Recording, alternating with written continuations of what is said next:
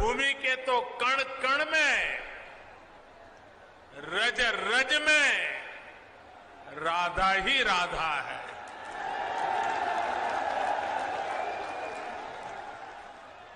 मैं आप सभी को और पूरे देश को राधा अष्टमी की हार्दिक बधाई देता हूं। हमारा सौभाग्य है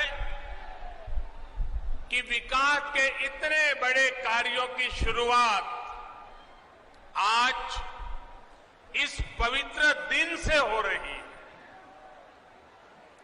हमारे संस्कार है कि जब कोई शुभ कार्य होता है तो हमें अपने बड़े अवश्य याद आते हैं। मैं आज इस धरती के महान सपूत स्वर्गीय कल्याण सिंह जी की अनुपस्थिति बहुत ज्यादा महसूस कर रहा हूं।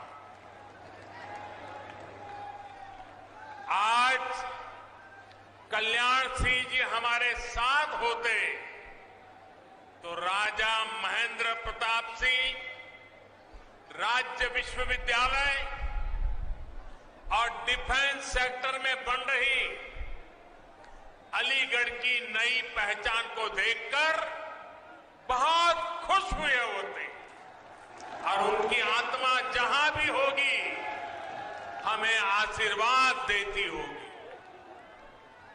साथियों, भारत का हजारों वर्ष का इतिहास ऐसे राष्ट्रभक्तों से भरा है जिन्होंने समय समय पर भारत को अपने तप और त्याग से दिशा दी है। हमारी आजादी के आंदोलन में ऐसे कितने ही महान व्यक्तित्वों ने अपना सब कुछ खपा दिया, लेकिन ये देश का दुर्भाग्य रहा कि आजादी के बाद ऐसे राष्ट्र नायक और राष्ट्र नायिकाओं की तपस्या, इस तपस्या से देश की अगली पीढ़ियों को परिचित ही नहीं कराया गया। उनकी गाथाओं को जानने से देश की कई पीढ़ियां वंचित रह गई। 20वीं सदी की उन गलतियों को आज 21वीं सदी का भारत उन गलतियों को सुधार रहा है। महाराजा सुहेल देव जी हो, दीनबंधु चौधरी छोटूराम जी हो, या फिर अब राजा महेंद्र प्रताप सिंह जी, राष्ट्र निर्माण में इनके योगदान से नई पीढ़ी को परिचित कराने का ईमानदार प्रयास आज देश में हो रहा है। आज जब देश अपनी आजादी के 75 वर्ष का पर्व मना रहा है,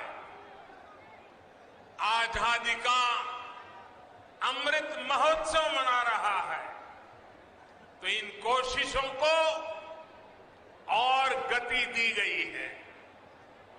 भारत की आजादी में राजा महेंद्र प्रताप सिंह ने उनके योगदान को नमन करने का ये प्रयास ऐसा ही एक पावन अवसर है।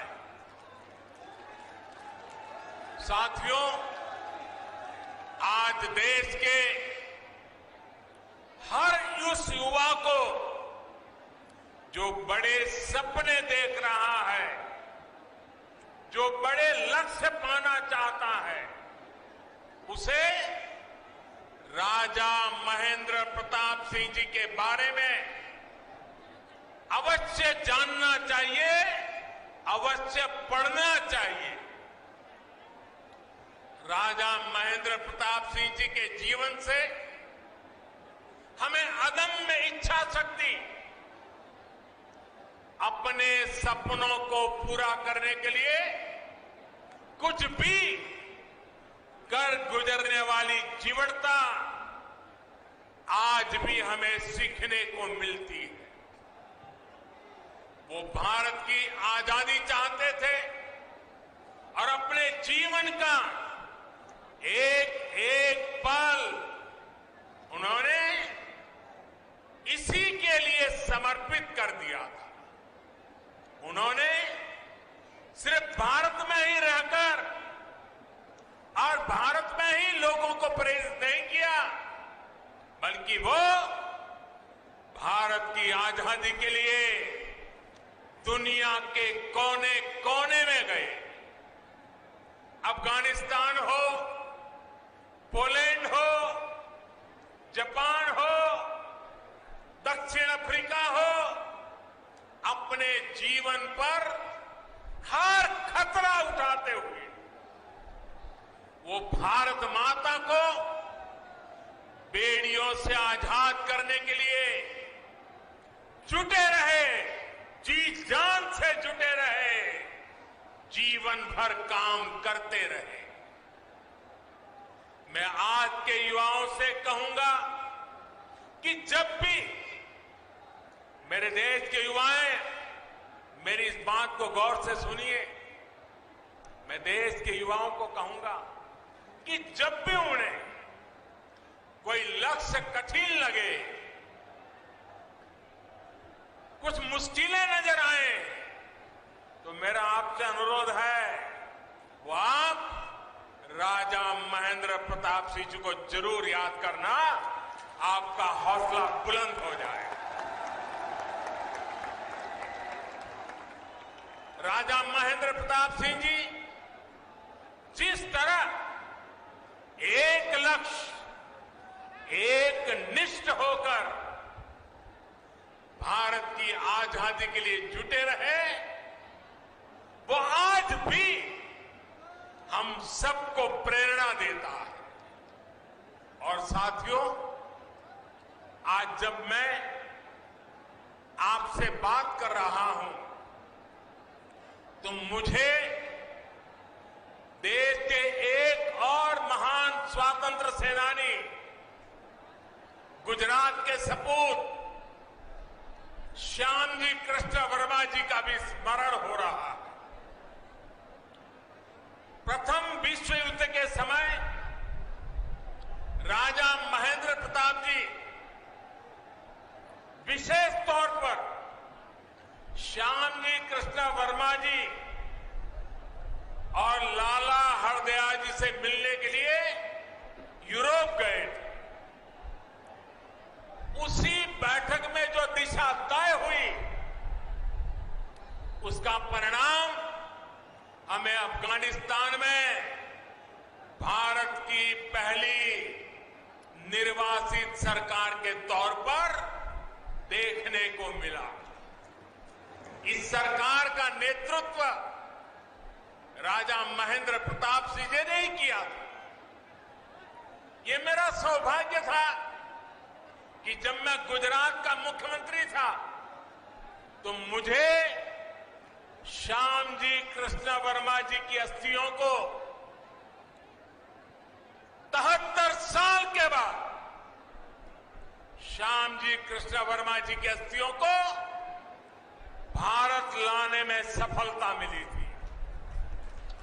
और अगर आप कभी कच्छ जाने का मौका मिले तो कच्छ के मांडवी में श्यामजी कृष्ण वर्मा जी का एक बहुत ही प्रेरक स्मारक है, जहां उनके अस्थि कलश रखे गए हैं। वो हमें मां भारती के लिए जीने की प्रेरणा देते हैं।